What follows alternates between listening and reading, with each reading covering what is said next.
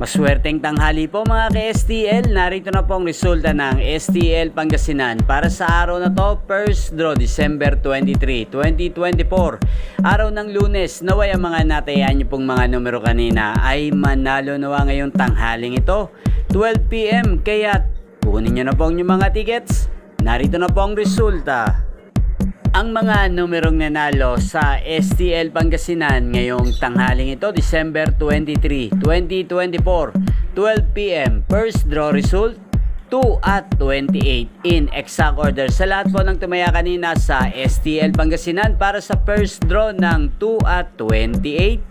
Congrats po sa inyo, panalo po kayo. At ngayong tanghaling ito sa STL Pangasinan, atin pong i-shoutout ang palaging nanonood ng aking mga video sa YouTube, si Kuya Philip ng Pangasinan.